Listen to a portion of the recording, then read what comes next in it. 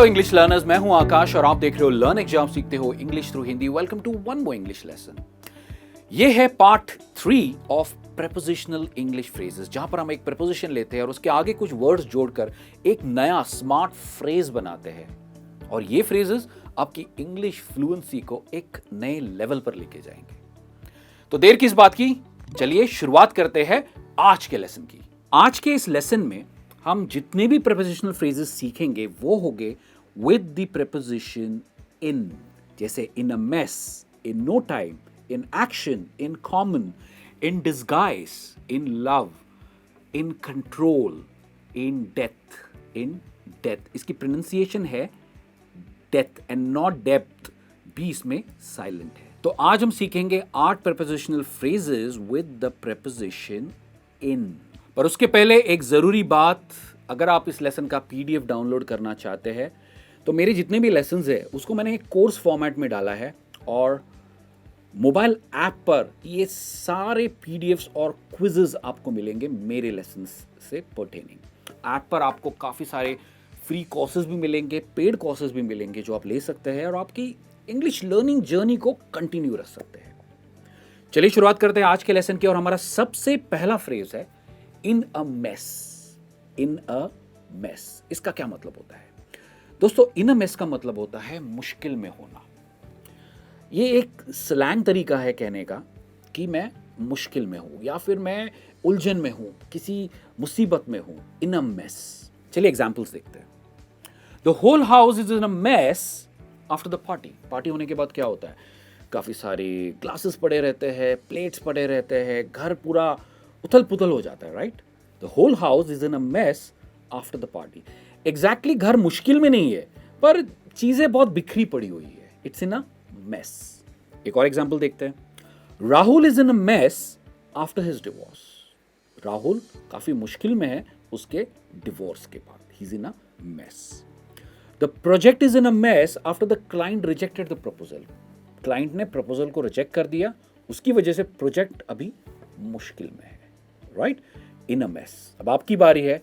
आप इन a mess को use करके एक सेंटेंस मुझे कमेंट्स में लिखकर बताइए ताकि आपको कॉन्वर्सेशन में इसे कैसे यूज करना है ये पता चले। हम बढ़ते हैं हमारे फ्रेज नंबर 2 की तरफ और वो है in no time. In no time, जिसका मतलब है बिना समय गवाए, कोई काम करना बिना समय गवाए। इसका मतलब होता है इन नो टाइम। एग्जाम्पल्स देखते हैं। Study every day and your English will improve in no time. सही बात है, अगर आप रेगुलरली प्रैक्टिस करोगे तो आपकी इंग्लिश बहुत जल्दी इंप्रूव होगी और इसलिए मैं कह रहा हूं कि हमारा ऐप जरूर डाउनलोड कीजिए। एक और एग्जांपल देखते हैं।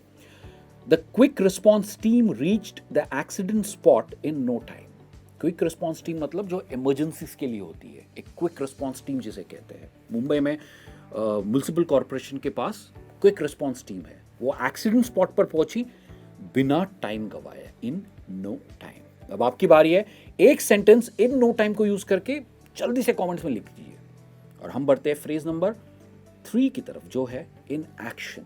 समझने में बहुत आसान है, जिसका मतलब है हरकत में आना। हम कहते हैं ना पुलिस हरकत में आ गई या म्युनिसिपल कॉर्पोरेशन हरकत में आ गया। इसी का मतलब है to come in action. Examples देखते हैं। Enough of discussion, we need to get in action with the ideas. Meeting चल रही है, मैनेजर कह रहा है बहुत हो गया डिस्कशन, चलिए हरकत में आते हैं और हमारी आइडियाज को इंप्लीमेंट करते हैं, राइट? In action. एक और एग्जाम्पल देखते हैं। I went to see Virat Kohli in action. मैं मैच देखने स्टेडियम में गया, क्यों? क्योंकि मुझे विराट कोहली को हरकत में देखना था, यानी कि लाइव उसे देखना था। देखिए इंग्लिश में ना फ्रेजेस का हिंदी से एग्जैक्ट मतलब नहीं होता। आप उसे एग्जैक्टली ट्रांसलेट करने की कोशिश मत कीजिए, वहां पर जाकर बोलने में काफी सारी गलतियां होती है, राइट? क्योंकि कई सारे सेंटेंसेस का, कई सारे फ्रेजेस का डायरेक्ट ट्रांसलेशन हिंदी में नहीं हो पाता है। एक और एग्जांपल देखते हैं। You have to get in action if you want to get fluent in English. सही बात है, आपको इंग्लिश की प्रैक्टिस बहुत ही सीरियसली करनी होगी अगर आपको इंग्लिश में फ्लुएंट होना है। In action. बढ़ते हैं नेक्स्ट फ्रेज की तरफ जो है इन कॉमन। इन कॉमन, इसका मतलब है समान गुण होना किसी दो चीजों में, किसी दो इंसानों में समान गुण होना, तब आप यूज कर सकते हो इन कॉमन। एग्जाम्पल है we have a lot in common, हम दोनों के बीच में काफी सारे समान गुण है, समानताएं है। Riya and Rahul make a good couple. Make a good couple मतलब वो उनकी काफी अच्छी जोड़ी बनती है। क्यों? क्योंकि उनमें काफी सारे समान गुण है। Riya and Rahul make a good couple, they have a lot in common, उनमें काफी सारे समान गुण है। देखिए काफी इंटरेस्टिंग फ्रेज है। बढ़ते हैं नेक्स्ट फ्रेज की तरफ जो है इन डिस्गाइज। इन डिस्गाइज ये मेरा फेवरेट फ्रेज है और मैं इसे अक्सर यूज करता हूं मेरी कॉन्वर्सेशन में। डिस्गाइज इसका मतलब क्या है? अलग भेष में आना या बहरूपिया बनकर आना, इसका मतलब होता है इन डिस्गाइज। मतलब जो आप हो उससे अलग भेष पहनकर बाहर निकलना, राइट? एग्जाम्पल्स देखते हैं। Celebrities often go out in disguise to avoid crowd. ये सेलिब्रिटीज अक्सर करते हैं, वो अपना थोड़ा सा हुलिया बदलेंगे और क्राउड में जाएंगे, पब्लिक प्लेस में जाएंगे, अदरवाइज क्या होगा? क्राउड उन्हें घेर लेता है। तो celebrities often go out in disguise to avoid crowd. Next है the minister visited the site in disguise to check the progress. Progress किसी प्रोजेक्ट का प्रोग्रेस चेक करने के लिए। जैसे इनफैक्ट कुछ ही दिनों पहले की बात है कि हमारे जो चीफ मिनिस्टर है मुंबई के, वो पहुंचे थे एक साइट पे, डिस्गाइज में पहुंचे थे, नॉर्मल एक इंजीनियर की तरह पहुंचे थे, ये देखने के लिए कि मेट्रो का प्रोजेक्ट कहां तक पहुंचा है, इन डिस्गाइज। दोस्तों नेक्स्ट है इन लव। इन लव जिसका मतलब है किसी चीज से आकर्षित होना। हम वो प्यार में पड़ने वाली बात नहीं कर रहे, आकर्षित, किसी चीज को अट्रैक्ट होना, आकर्षित होना, इन लव। एग्जाम्पल से समझते हैं। I fell in love with this car the moment I saw it. जैसे मैंने वो गाड़ी को देखा मैं अट्रैक्ट हो गया, आकर्षित हो गया। I fell in love with the car. I was in love with cycling when I was young. मैं काफ़ी साइकिलिंग किया करता था जब मैं इनफैक्ट मेरे कॉलेज में था। तो I was in love with cycling when I was young. दोस्तों नेक्स्ट फ्रेज है in control. I am sure ये समझने में बहुत आसान है। नियंत्रण में होना या काबू में होना, उसे कहेंगे इन कंट्रोल। एग्जाम्पल्स देखते हैं। The match is now in control and they could win. Match अभी काफी काबू में आ गया है, काफी सारे विकेट्स गए हैं नेक्स्ट टीम के, तो वो कंट्रोल में आ गया, नियंत्रण में आ गया है एंड टीम डेफिनेटली जीत जाएगी। The India will win the match.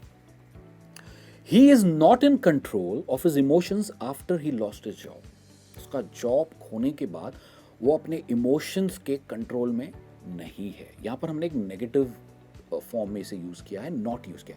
He is not in control of his emotions. Next phrase है इन डेथ। इन डेथ इसकी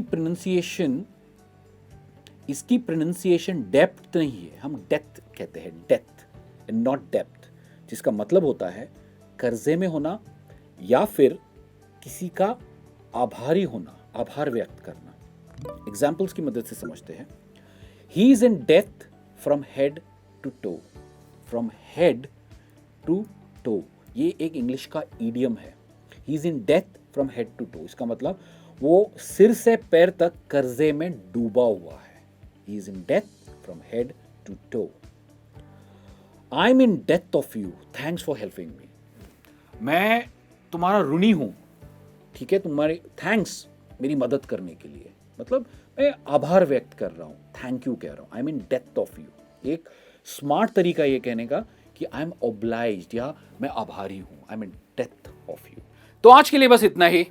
आज आपने सीखे हैं 8 नए इंग्लिश फ्रेजेस। इन्हें अपनी कॉन्वर्सेशन में जरूर यूज कीजिए और मुझे कमेंट्स में लिखकर भी बताइए कि इनमें से आपका फेवरेट फ्रेज कौन सा है। मैं आपसे जल्द मिलूंगा एक और नए इंग्लिश लेसन में। तब तक as usual keep learning English, keep practising English and take care. और हाँ, यहां तक बने हो तो वीडियो को लाइक जरूर कीजिए। बाय।